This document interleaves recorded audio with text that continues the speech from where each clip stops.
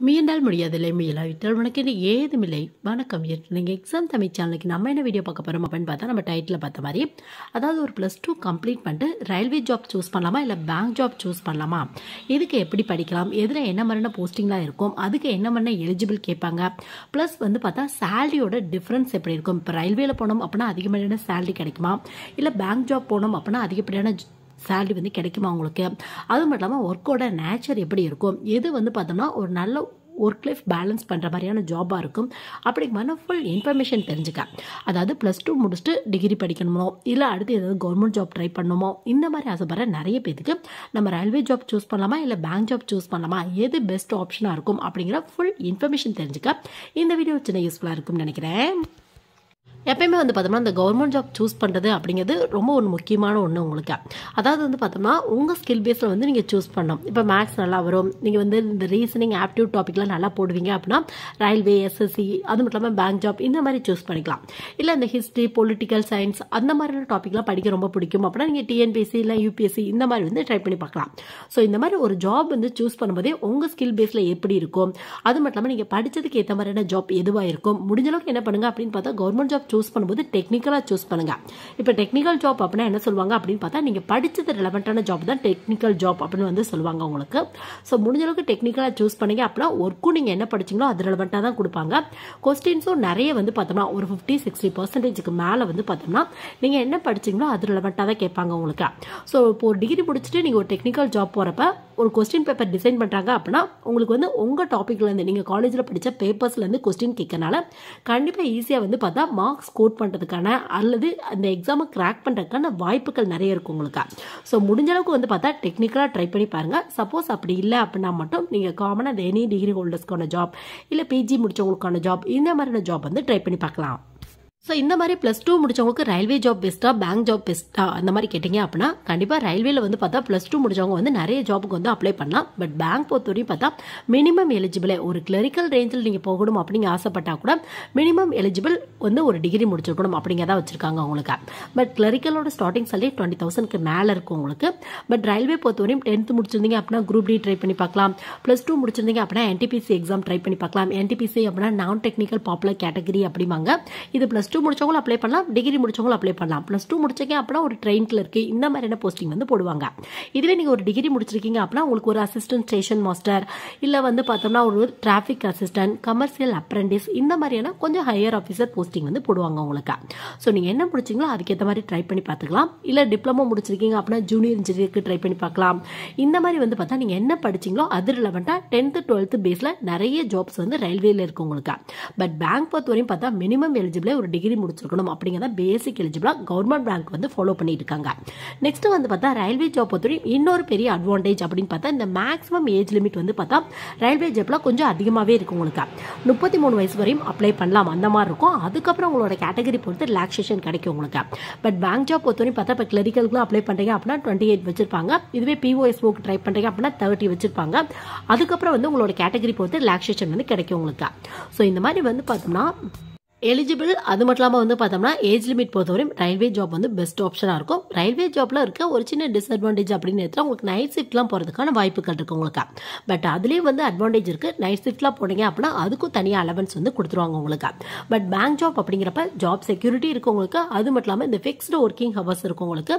Mostly இந்த night ஷிஃப்ட்லாம் இருக்கவே இருக்காது. டே டைம் மட்டும் தான் ஒர்க் பண்ணுவீங்க. அதுவும் வந்து பார்த்தா மார்னிங் 9 to 5 இல்லை 10 to 6 இந்த மாதிரி ஃபிக்ஸ்டு ஒர்க்கிங் ஹவர்ஸாக இருக்கும். ஏதாவது ஒரு சில சுச்சுவேஷன் வந்து பார்த்தா கொஞ்சம் எக்ஸ்ட்ரா ஒர்க் பண்ற மாதிரி இருக்கும் உங்களுக்கு. அது கவர்மெண்ட் பேங்க் அப்படின்னா மோஸ்ட்லி ஃபிக்ஸ்டு ஒர்க்கிங் ஹவர்ஸாக தான் இருக்கும் உங்களுக்கு.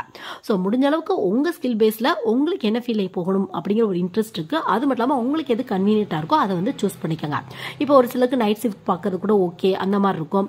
நிறைய பொண்ணுங்களுக்கு நைட் ஷிஃப்ட் பார்க்கறதுலாம் வந்து கம்ஃபர்டபுளா இருக்காது. அவங்க வந்து பேங்க் ஜாப் வந்து சூஸ் பண்ணிக்கலாம். ஸோ இந்த மாதிரி உங்க கம்ஃபர்டபுளுக்கு ஏற்ற மாதிரியான ஜாப் வந்து சூஸ் பண்ணிக்கோங்க. என்ன மாதிரியான ஒர்க் கொடுப்பாங்க அந்த மாதிரி நிறைய பேர் கேட்குறாங்க. அது வந்து நீங்கள் போகிற போஸ்டிங் பொறுத்து டிஃப்ரெண்ட்டாக இருக்கும் உங்களுக்கு.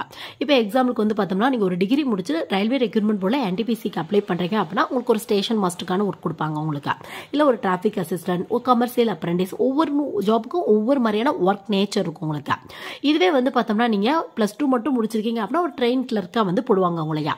இல்லை நீங்கள் குரூப் D இந்த மாதிரியான போஸ்டிங்க்கு 10th பேஸில் போகிறீங்க அப்படின்னா உங்களுக்கு வந்து பார்த்தோம்னா அப்போ வந்து ரொம்ப வந்து பார்த்தா ஒரு அசிஸ்டன்ட் லெவலில் இந்த கிளர்க், மெயின்டெனன்ஸ் பண்றது இந்த மாதிரியான போஸ்டிங் வந்து போடுவாங்க. இதுவே பிஎஸ்சி பிசிக்ஸ் இல்ல பிஎஸ்சி கெமிஸ்ட்ரி முடிச்சுட்டு ரயில்வே ரெக்ரூட்மெண்ட் போர்டில் கண்டக்ட் பண்ற ஜூனியர் இன்ஜினியருக்கு கீழே வர சிஎம்ஏ கெமிக்கல் மெட்டலர்ஜிக்கல் அசிஸ்டன்ட் அப்படிமாங்க. அந்த மாதிரியான போஸ்டிங் போறீங்க அப்படின்னா உங்களுக்கு என்ன மாதிரியான ஒர்க் கொடுப்பாங்க அப்படின்னு பார்த்தா பிசிக்ஸ் ரெலவெண்டா கெமிஸ்ட்ரி ரெலவெண்டான ஒர்க் கொடுப்பாங்க உங்களுக்கு. இதுவே இதுல வந்து பார்த்தா ஐடி ஆஃபீஸர் அப்படிங்கிற போஸ்டிங் இருக்கு. இது கம்ப்யூட்டர் ரெலவெண்டான டிகிரி முடிச்சவங்க யார் வேணாலும் ட்ரை பண்ணி பார்க்கலாம். அதாவது ரயில்வே ரெக்ரூட்மெண்ட் போர்டில் ஜூனியர் இன்ஜினியருக்கு கீழே ஐடி ஆஃபீஸர் அப்படிங்கிற வேகன்சி இருக்கு. ஸோ நீங்களுக்கு வந்து பார்த்தா என்ன மாதிரியான ஒர்க் கொடுப்பாங்க அப்படின்னு பார்த்தா ஃபுல் அண்ட் ஃபுல் கம்ப்யூட்டர் ரெலவெண்டான ஒர்க் தான் கொடுப்பாங்க உங்களுக்கு. ஸோ இந்த மாதிரி நீங்க என்ன படிச்சிருக்கீங்களோ என்ன போஸ்டிங்க்கு அப்ளை பண்ணீங்களோ அந்த மாதிரியான ஒர்க் தருவாங்க உங்களுக்கு. இதுவே ரயில்வே ப்ரொடக்ஷன் ஃபோர்ஸ்ல வந்து பார்த்தா கான்ஸ்டபிளுக்கான வேகன்சி வருது, எஸ்ஐக்கான வேகன்சி வருது உங்களுக்கு. கான்ஸ்டபிளுக்கு 10th படிச்சிருந்தா போதும். இதுவே வந்து பார்த்தோம்னா நீங்க எஸ்ஐக்கு ட்ரை பண்ணீங்க அப்படின்னா கண்டிப்பா ஒரு டிகிரி முடிச்சிருக்கணும் அப்படிங்கிற பேசிக் எலிஜிபிளா ஃபாலோ பண்ணிட்டு இருக்காங்க. பட் இந்த மேக்ஸிமம் ஏஜ் லிமிட் வந்து பார்த்தா இந்த எஸ்ஐ கான்ஸ்டபிளுக்கு அப்ளை பண்றீங்க அப்படின்னா கொஞ்சம் வந்து கம்மியா தான் வச்சிருப்பாங்க உங்களுக்கு. ஸோ அதை வந்து நீங்க செக் பண்ணிக்கோங்க. ஸோ உங்களுக்கு வந்து இந்த மாதிரியான போஸ்டிங்லாம் போறீங்க அப்படின்னா உங்களுக்கு காமனா ஒரு ரிட்டன் எக்ஸாம் இருக்கும். அதுக்கப்புறம் physical efficiency test, physical measurement test, இந்த மாதிரியான சில டெஸ்ட் இருக்கும் உங்களுக்கு. ஸோ ஃபைனலாக வந்து பார்த்தா மெடிக்கல் ஃபிட்னஸ்லாம் பார்த்து வந்து போஸ்டிங் வந்து போடுவாங்க. ஸோ இன்ட்ரெஸ்ட் இருக்கு அப்படின்னா இந்த மாதிரி கூட ட்ரை பண்ணி பார்த்துக்கலாம். நெக்ஸ்ட் பேங்க் ஜாப் அப்படின்னு எடுத்தா பேங்க் ஜாப் பொறுத்தவரைக்கும் பார்த்தா மோஸ்ட்லி ஃபீல்டு ஒர்க்லாம் இருக்காது உங்களுக்கு. பேங்க்குள்ளே தான் ஒர்க் பண்ற மாதிரி இருக்கும் உங்களுக்கு. அதுவும் நீங்க போற போஸ்டிங் பொறுத்து வந்து பார்த்தா ஒர்க் வந்து டிஃபரெண்டா இருக்கும். இப்போ கிளரிக்கல் ரேஞ்சில் போறீங்க அப்படின்னா பேங்கோட டே டு ஆக்டிவிட்டியை பார்த்துக்கிறது. ஒரு என்ட்ரி லெவல் போஸ்டிங் வந்து போடுவாங்க. முக்கியமாக இந்த கேஷியர், கம்ப்யூட்டர் ஆப்ரேட்டர் இந்த மாதிரியான ஒர்க் வந்து கொடுப்பாங்க உங்களுக்கு. உங்களுக்கு மேல இந்த அசிஸ்டன்ட் மேனேஜர் ஒருத்தர் இருப்பாரு. அவங்க கொடுக்குற ஒர்க்கை ப்ராப்பரா பண்ணணும். அந்த மாதிரியான ஒர்க் தான் மோஸ்ட்லி இருக்கும் உங்களுக்கு. கிளைண்டோட டைரக்ட் டீலிங்ல இருப்பீங்க கிளர்க் அப்படின்னா. இதுவே ஒரு பிஓ எஸ்ஓனா ஒரு அசிஸ்டன்ட் மேனேஜருக்கு ஈக்குவலான போஸ்டிங் வந்து போட்டுருவாங்க உங்களுக்கு.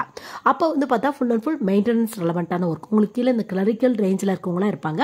அவங்களெல்லாம் மெயின்டைன் பண்ணுறது, அவங்களோட ப்ராப்பரான ஒர்க்லாம் பண்ணுறாங்களா அந்த மாதிரி பார்க்கறது.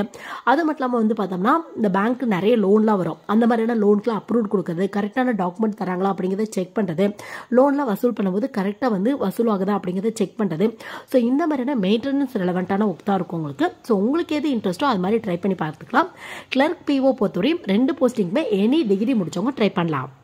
இதுவே எஸ்ஓ அப்படின்னு எடுத்தா ஸ்பெஷலிஸ்ட் ஆஃபீஸர் அப்படிம்பாங்க. இது வந்து பார்த்தோம்னா ஒரு டெக்னிக்கல் எக்ஸாம்ஸ் அப்படின்னு கூட வந்து சொல்லலாம். இதுக்கு ID officer, agriculture field officer, அது மட்டும் இல்லாமல் வந்து பார்த்தோம்னா உங்களுக்கு லா officer, marketing manager, HR manager, இந்த மாதிரி நிறைய போஸ்டிங் இருக்கும் உங்களுக்கு.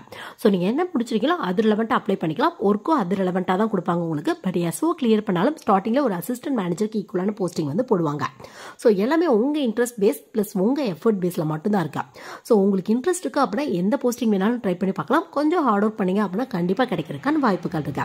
நெக்ஸ்ட் சிலபஸ் எப்படி இருக்கும் அப்படின்னு பார்த்தா நீங்க டெக்னிக்கலா போறீங்க அப்படின்னா இப்ப ரயில்வே ரெக்ரூட்மெண்ட் போர்டில் கண்டக்ட் பண்ற ஜூனியர் இன்ஜினியர், அது மட்டும் இல்லாமல் அசிஸ்டன்ட் லோகோ பைலட், இந்த மாதிரியான போஸ்டிங்லாம் போறீங்க அப்படின்னா டெக்னிக்கலா கொஸ்டின் நீங்க என்ன படிச்சீங்களோ அது ரிலவெண்டான கொஸ்டின் வந்து கேட்பாங்க உங்களுக்கு. இல்ல காமனா வந்து இந்த குரூப் டி, இல்ல கான்ஸ்டபிள், எஸ்ஐக்கான எக்ஸாம், என்டிபிசி எக்ஸாம் இதெல்லாம் ட்ரை பண்றீங்க அப்படின்னா காமனான டாபிக்ல இருந்து கொஸ்டின் கேட்பாங்க உங்களுக்கு. இதே மாதிரி தான் பேங்க் ட்ரை பண்றீங்க அப்படின்னா இப்போ எஸ்ஓக்கெல்லாம் வந்து பார்த்தா குறிப்பிட்ட டாபிக்ல ஐடி ஆஃபீஸருக்கு அப்ளை பண்றீங்க அப்படின்னா ஃபுல் அண்ட் ஃபுல் கம்ப்யூட்டர் ரெலவெண்டான கொஸ்டினா வரும். அக்ரிகல்ச்சர் ஃபீல்டு ஆஃபீஸருக்கு அப்ளை பண்றீங்க அப்படின்னா ஃபுல் அண்ட் ஃபுல் அக்ரிகல்ச்சர் ரெலவெண்டான கொஸ்டினா வரும் உங்களுக்கு. ஸோ நீங்க என்ன படிச்சீங்களோ அது ரிலவெண்டான கொஸ்டின் வந்து கேட்பாங்க உங்களுக்கு. ஒர்க்கும் அது ரிலவெண்டா தான் கொடுப்பாங்க டெக்னிக்கலா போனீங்க அப்படின்னா. இதுவே காமனா போறீங்க அப்படின்னா காமனான டாபிக்ல இருந்து கொஸ்டின் வரும் உங்களுக்கு. ஸோ இந்த இடத்துல பேங்க் ஜாப்பையும் ரயில்வே ஜாப்போட சிலபஸை கம்பேர் பண்ணோம் அப்படின்னா நிறைய டாபிக் காமனாக வரும் உங்களுக்கு. பட் ரயில்வேல வந்து பார்த்தா இங்கிலீஷ்க்கு அதிகப்படியான இம்பார்ட்டன்ஸ் கொடுத்துருக்க மாட்டாங்க. பேங்க்ல வந்து பார்த்தா இங்கிலீஷ்க்கு கொஞ்சம் அதிகப்படியான இம்பார்ட்டன்ஸ் வந்து கொடுத்துருப்பாங்க. காமனாக வந்து பார்த்தா ரீசனிங், ஆப்டியூட், ஜென்ரல் அவேர்னஸ் இந்த டாபிக்ல இருந்து கொஸ்டின் வருது. ரயில்வே பிளஸ் பேங்க் ரெண்டுலமே இந்த 3 டாபிக்ல இருந்து கம்பல்சரியா கொஸ்டின் வரும். ரயில்வேல கொஞ்சம் எக்ஸ்ட்ரா வந்து பார்த்தா ஜென்ரல் சயின்ஸ் டாபிக்ல இருந்து கொஸ்டின் வரும். ஜென்ரல் சயின்ஸ் அப்படின்னா பிசிக்ஸ், கெமிஸ்ட்ரி இந்த மாதிரியான டாபிக்ல இருந்து கொஸ்டின் வந்து கேட்பாங்க உங்களுக்கு. பட் பேங்க்ல வந்து பார்த்தா ஜென்ரல் சயின்ஸ் டாபிக்ல இருந்து வராது. பேங்க் பொறுத்தவரையும் எக்ஸ்ட்ரா கம்ப்யூட்டர் ரெலவெண்டான கொஸ்டின், பேங்கிங் ரெலவெண்டான கொஸ்டின் இந்த மாதிரியான டாபிக்ல இருந்து கொஸ்டின் வரும்.